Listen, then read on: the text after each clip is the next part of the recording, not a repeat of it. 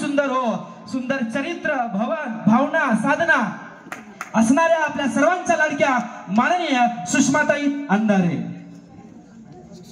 आवाज कुठून येत होता ते बघत होते, मला कळलंच नाही आवाज कुठून.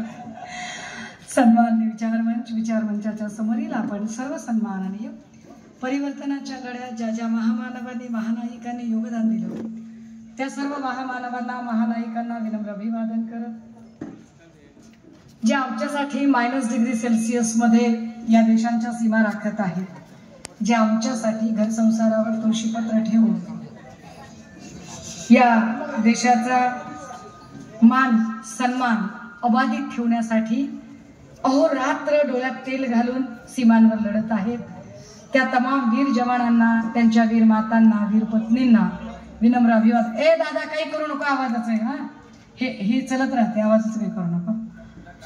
त्या सगळ्यांना विनम्र अभिवादन करत या मंचावर उपस्थित आमदार विंचेकरजी, चंगेजभाई, अनेक मान्यवर आहेत, साहेब वगैरे सगळे मान्यवर इथे आहेत, उल्हासदादा आहेत आणि आपण सगळे भावांनो आणि बहिणींनो.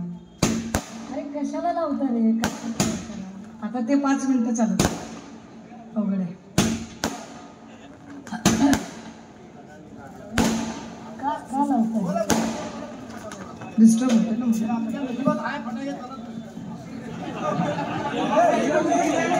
नाही, तुम्ही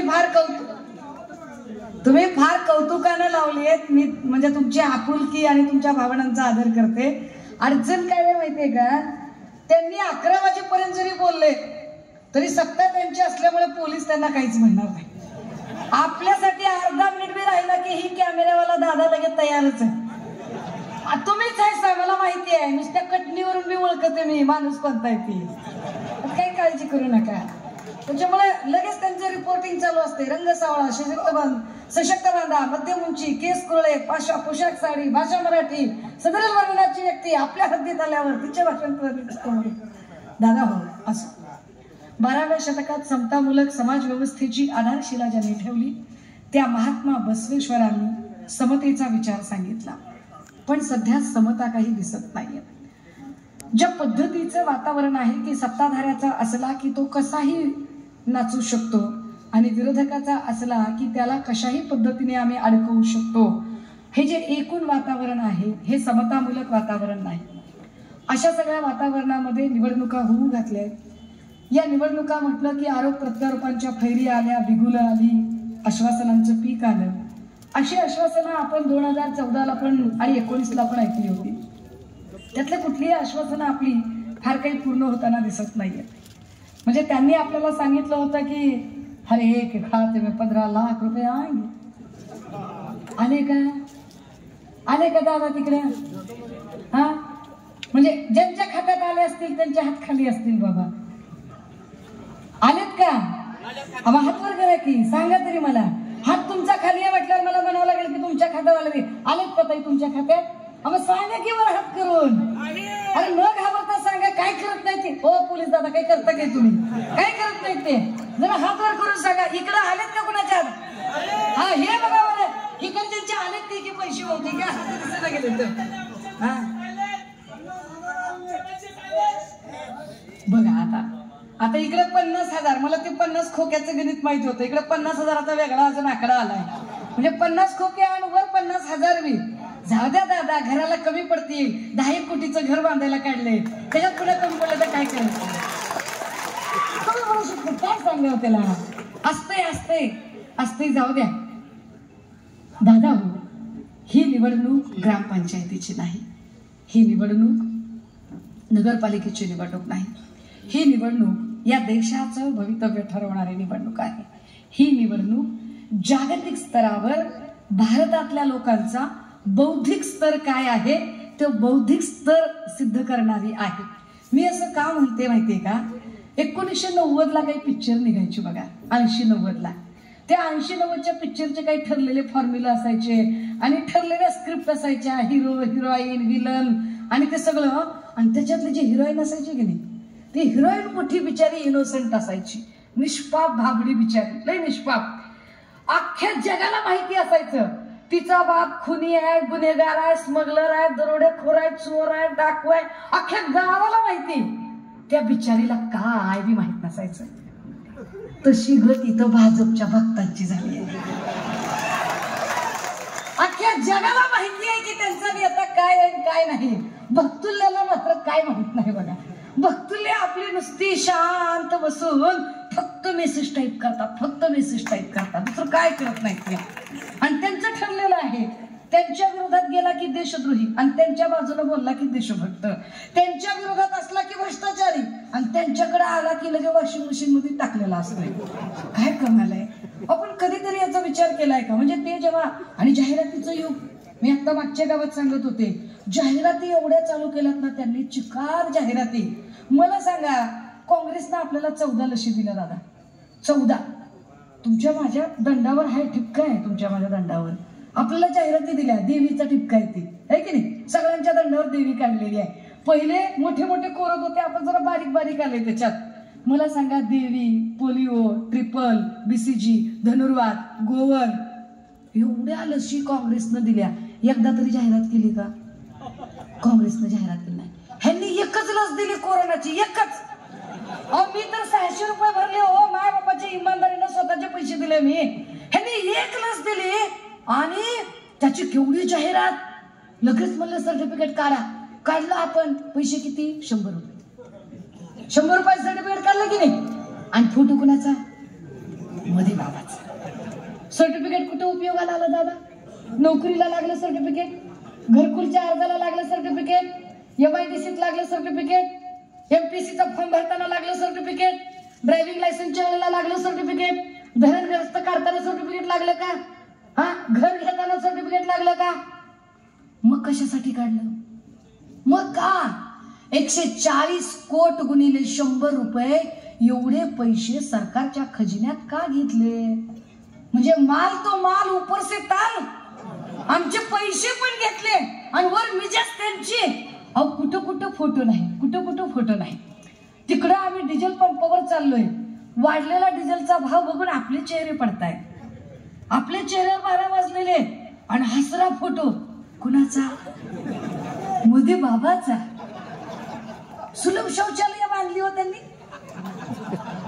इकडं आपल्या पोटात मुरुड येतोय, कळ येतोय, आपण कसं तरी बाजले घेऊन तिथपर्यंत जातोय आणि हसरा फोटो कुणाचा? स्मशानभूमीत तेवढा फोटो लावायचा राहिलेला. हे आमच्या निधीतनं बांधलं म्हणून. अरे किती जाहिराती कराव्या, किती जाहिराती कराव्या. अरे दादा, जाहिरात चांगल्या गोष्टीची असती का?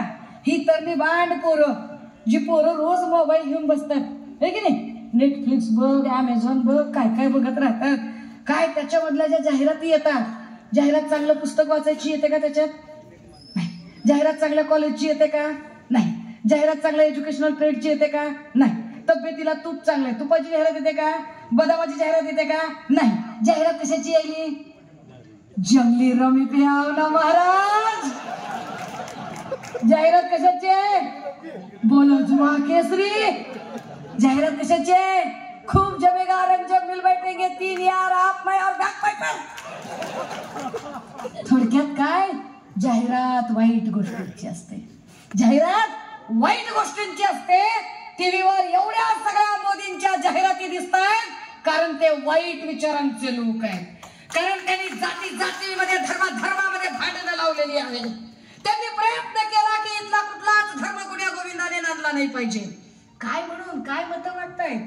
धैर्यशील मानाने यायचं, मत काय मागायचं? आपल्याला मोदीला पंतप्रधान करायचंय. का का करायचंय? एकतर कारण सांग ना दादा, का करायचंय? तू नदीत उतरला होता केंद्र काढायला, काढलं का दादा? विचारलं. अरे बाबा, मी बी तुमच्याच कडची आहे, काय काळजी करताय? अख्खा महाराष्ट्र 10 वेळा पालथा घातलाय. सगळं अगदी रांगोळी, रेंदाळ, चिपरी, हुपरी, बेघर वस्ती, गारगोटी, मुरगुड, कोल्हापूर, काय जे असेल ती पट्टण, कुडोली, हुपरी, आणि सगळी इकडे नरसोबाची वाडी, दत्तोबाची वाडी, सगळी गावं बघितलीत की पालथी घातली. केली होती ना आंदोलन? नदीत उतरू केली ना केंद्र काढतो म्हणून. काय झालं त्याचं? मिलच्या पैशाचं काय झालं दादा? मिलच्या पैशाचं काय? एक जणांनी तर सकाळी जाहिरात पाठवली मला. अरे काय जाहिराती पाठवायला लागली लोक. काय काय लोकांनी धिगाणा करून ठेवलाय. 3-3 जणांचं कर्ज आहे. कर्जाची पंजाब नॅशनल बँकेचं एवढं मोठी जाहिरात. अरे बँकेला बी चुना लावता, माणसाला तर माणसाला, सरकारी बँकेला बी चुना लावताय. आपल्याला ऐकते का बँक दादा? आपण घेतो 1,00,000-2 लाख रुपयाचं कर्ज. कशासाठी? वडापावची गाडी, एखादी हातगाडी, एखादी भाजीपाल्याची गाडी. आणि आपला हप्ता किती असतो? 3 ते 4 हजाराचा. आपला हप्ता जर 2 महिने चुकला, ऐकते बँक? बँक जप्त करते, बँक लॉक लावते. ह्यांना का बरं सोडते बँक? ह्यांना का सोडते बँक?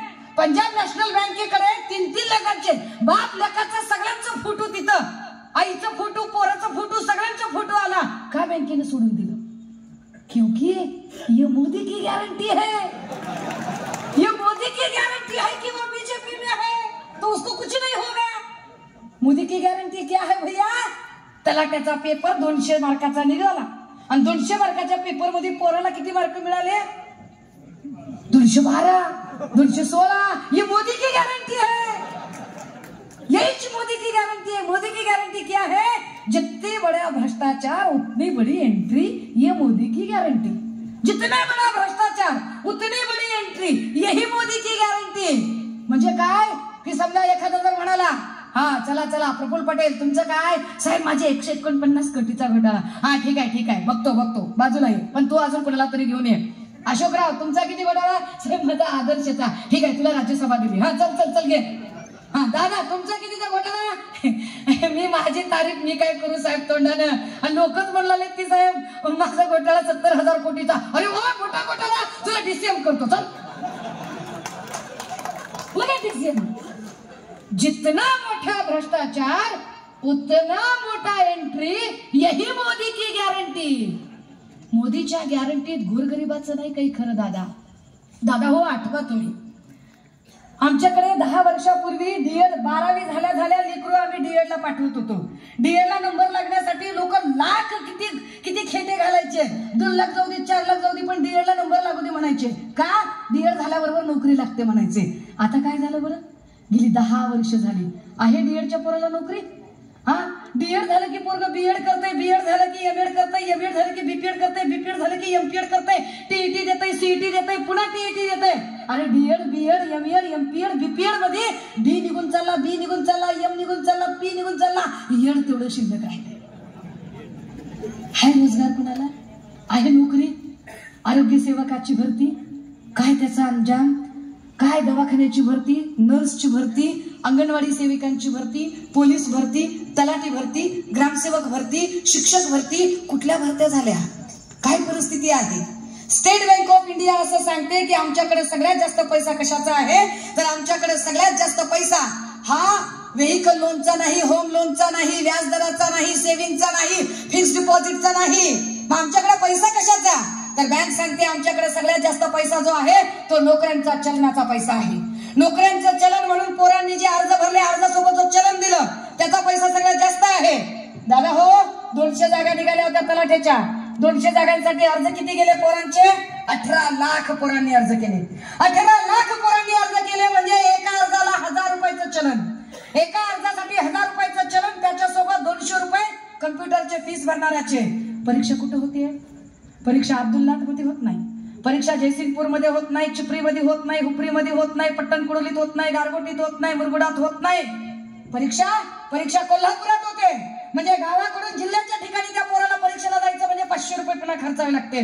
नाहीत आई बाबाकडे पैसे, तरी सुद्धा आई बाप खिडूक मिडूक विकून त्या पैशाची कशी तरी जोड लावून देतात की आपलं लेकरू शिकेल, आपल्या लेकराला काहीतरी नोकरी लागेल, काहीतरी भलं होईल त्याचं. लेकरू डोळे फोडून अभ्यास करतं, लेकरू परीक्षा देतं, घरी येतं आणि टीव्हीवर बातमी काय?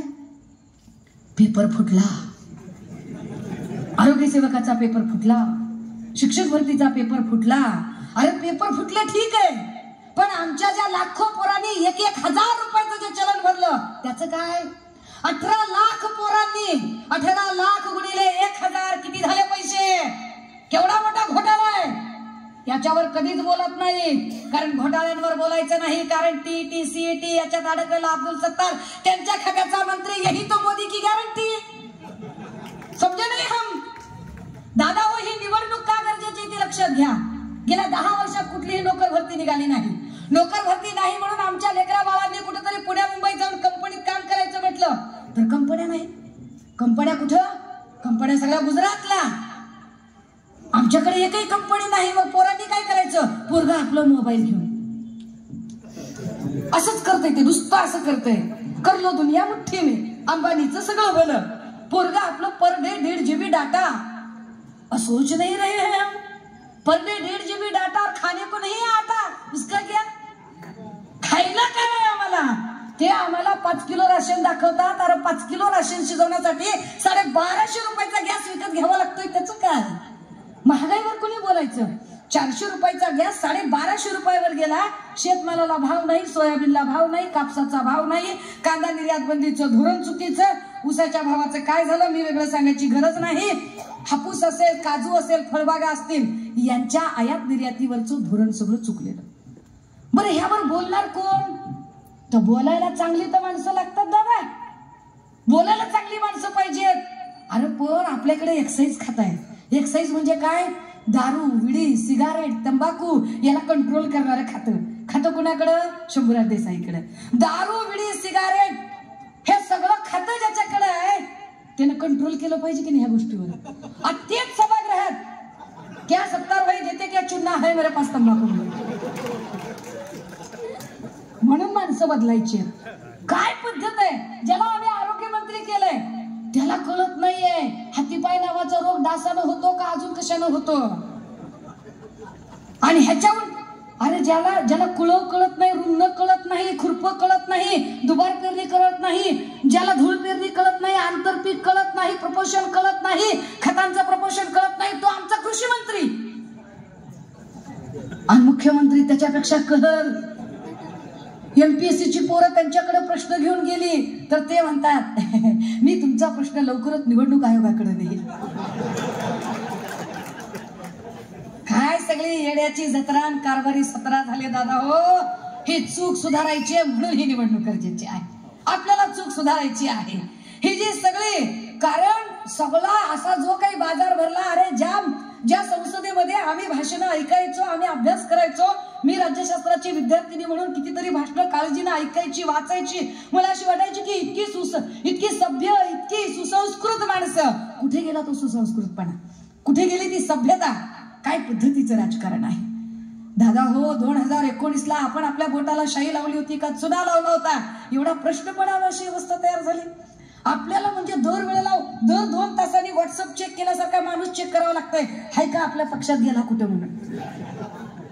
हा तुम्ही विचार करा की सगळं हे जाहिरातीचं जग, जंगली रमी पे आवना महाराज सारखा सगळा खेळ.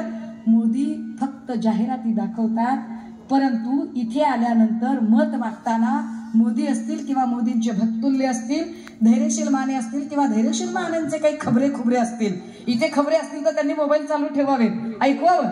भैया साहेबांना ऐकवणे तुमची जबाबदारी आहे. मला माहिती आहे वहिनी साहेबांना ऐकवणे तुमची जबाबदारी आहे. आणि तुमचं बी काय लय मोठा फायदा करून देत नाही त्यानं. लय झालं तर 30, 60, 90 एखादी चपटी हाफ बिर्याणी याच्या पलीकडे काय नाही.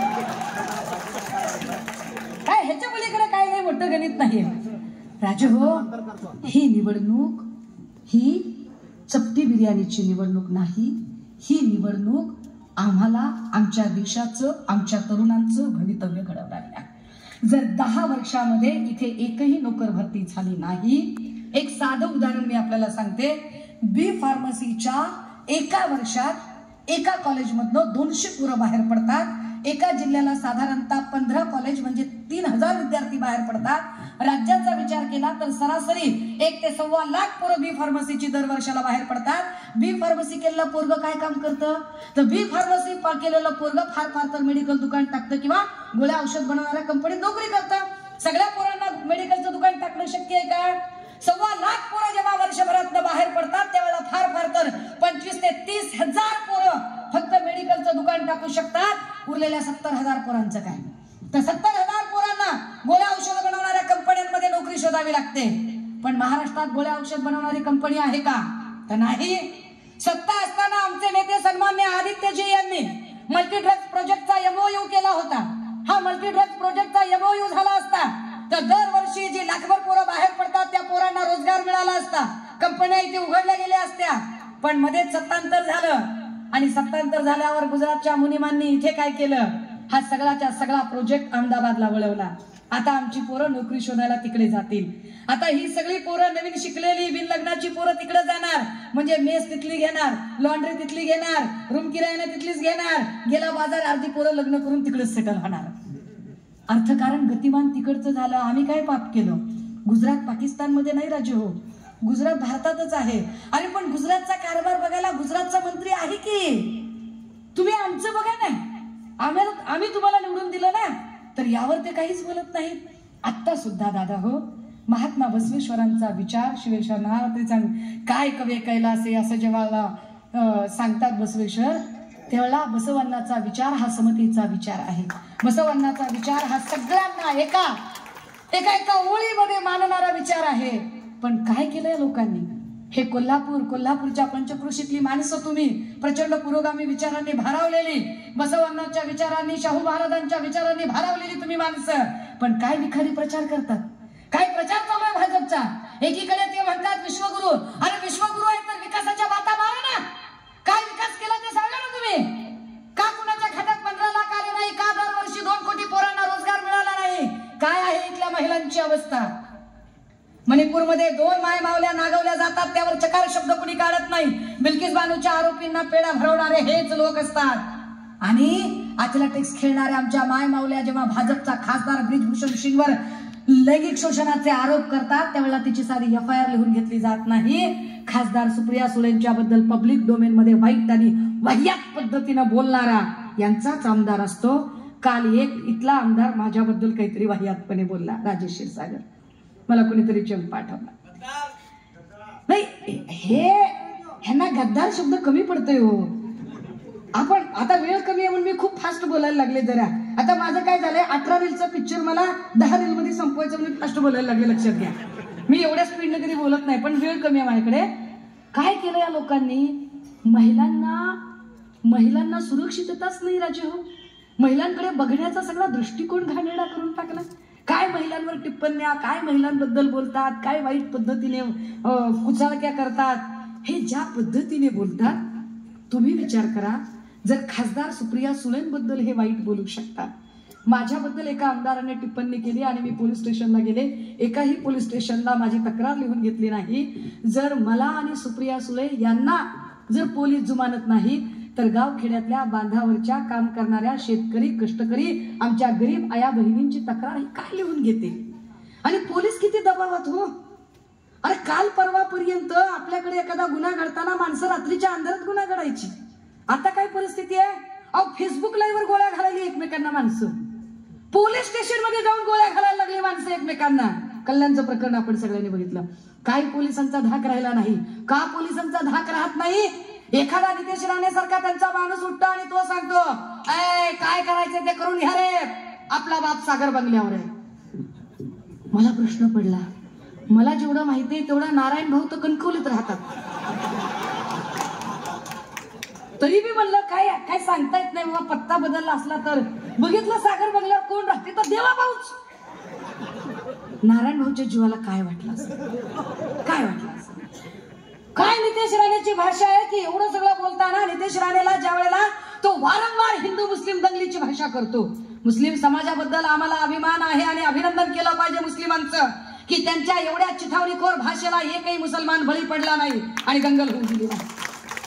इथे कोल्हापूरमध्ये दंगल करायचा प्रयत्न केला, पण शाहू महाराज स्वतः खाली उतरले आणि ती दंगल होऊ दिली नाही. अभिमान आहे या गोष्टीचा. ह्या सगळ्या गोष्टींचा विचार करता काही नाही, 1 ग्लास जास्त झालाय समजू शकतो, सवय आहे, काय हरकत नाही, ठीक आहे. आता ह्या सगळ्यांच्या मध्ये ते हिंदू मुस्लिम दंगल पसरवायचा प्रयत्न करतात. दादा हो, जेव्हा हिंदू मुस्लिम दंगल झाली नाही तेव्हा त्यांनी दुसरा खेळ सुरू केला. त्यांच्या लक्षात आलं की हिंदू मुस्लिम होऊच शकत नाही. मग काय करावं? मग त्यांनी मराठा विरुद्ध ओबीसी वाद पेटवायचा प्रयत्न केला. कालपर्यंत आमच्यातला मराठा साळी माळी कोळी तेली तांबळी आतार बागवान सुतार लोहार कुंभार घिसाडी पारधी कैकाडी आम्ही सगळे जी गुन्हा गोविंदांना 18 पगड जातीची माणसं एकत्र राहत होतो. एकमेकांकडे माणसं संशयानं बघायला लागली. कारण नसताना मराठा ओबीसी वाद हा फडणवीसांनी उकरून काढला. फडणवीस काही चाणक्य नाही, फडणवीस काही अभ्यासू माणूस नाही. अरे चाणक्य माणूस नेता घडवत असतो. आम्ही जर विचारलं की अरे बाळासाहेबांनी कुणाला घडवलं तर सांगू शकतो आपण. अनंतराव अडसूळ असतील, आढळराव पाटील असतील, चंद्रकांत खैरे असतील. किंवा राज ठाकरे असतील, उद्धवसाहेब ठाकरे असतील, या सगळ्या लोकांना कुणी घडवलं तर बाळासाहेबांनी घडवलं. पवारसाहेबांनी कुणाला घडवलं? प्रफुल्ल पटेल असतील किंवा हसन मुश्रीफ असतील, अगदी त्यांच्या सकट, किंवा दादा असतील, अजित दादा असतील, या सगळ्यांना कुणी घडवलं? पवारसाहेबांनी घडवलं. फडणवीसांनी कुणाला घडवलं?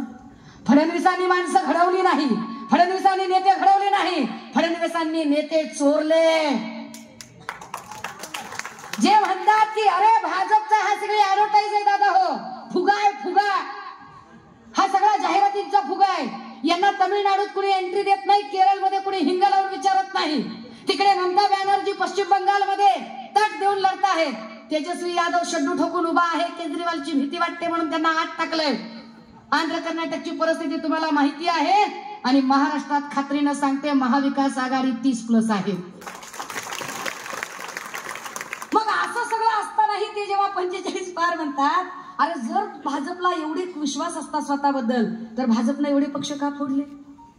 आधी शिवसेना फोडली, त्याच्यातले 40 घेऊन गेले, त्याच्यात धैर्यशील मानेने पक्ष, याचे काही नवलच नाही. अहो किती वेळा पक्ष बदलला आहे. निवेदित माने वहिनी असतील किंवा धैर्यशील माने असतील, पक्ष बदलण्यात सगळे पटाईत माणसं आहेत. ही एक नंबर पटाईत आहे, जिकडे भेळ तिकडे खेळ म्हणायचा कार्यक्रम आहे सगळा. ह्याने पक्ष बदलले. आधी शिवसेना फोडली, 40 माणसं फोडली, तरी फडणवीसांना कॉन्फिडन्स आला नाही की आपण भाजप जिंकू शकते महाराष्ट्रात. मग राष्ट्रवादी फोडली, तरी कॉन्फिडन्स आला नाही की आपण जिंकू शकतो. मग काँग्रेस, मग अशोकाच्या झाडाला कमळाचं फूल, मग ते तेवढ्यानं झालं नाही. काय गणित आहे बघा, काय गणित आहे. 8 जागा ज्याला मिळाल्या, ज्याला 8 जागा मिळाल्या त्याने 48 जागाचा प्रचार करायचा. ज्याला 4 जागा मिळाल्या त्याने 48, दादाला 4, 48 जागाचा प्रचार करायचा. जानकर साहेबांना 1च जागा मिळाली, 48 जागाचा प्रचार. आमच्या इंजिन दादाला तर 1ही जागा नाही. एवढं करून पण त्यांना कॉन्फिडन्स येत नाही की ते जिंकू शकतील, आणि म्हणून मग ते माय माऊल्यांच्या मंगळसूत्रापर्यंत पोचतात. गलिच्छपणा आहे हा, अत्यंत गलिच्छपणा आहे की पंतप्रधान पदावरची व्यक्ती इतक्या वाईट आणि हिंकस भाषेमध्ये बोलते. पंतप्रधान पदावरच्या व्यक्तीला आपली मर्यादा, आपला आब, आपला मान सन्मान आणि आपल्या पदाची प्रतिष्ठा राखता येत नाही. जे विकासावर बोलू शकत नाहीत, जे इथे रोजगार किती दिला त्यावर बोलत नाहीत, आरोग्य सेवांचं काय झालं ते बोलत नाहीत. राजू विचार करा, कोरोनाचा काळ चालू होता, कोरोनाच्या काळात सुद्धा कुठल्याही हॉस्पिटलमध्ये इतके बल्कने मृत्यू झाले नाही जेवढे मृत्यू कोरोना उलटून गेल्यावर तानाजी सावंत आरोग्यमंत्री असताना कळव्याच्या हॉस्पिटलमध्ये झाले, किंवा नांदेडमध्ये झाले, किंवा संभाजीनगर घाटीमध्ये झाले. काय बोजवारा उडाला, कशावर बोलतील. आणि मग बोलायला जेव्हा यांच्याकडे काहीच मुद्दे नाहीत त्यावेळेला हे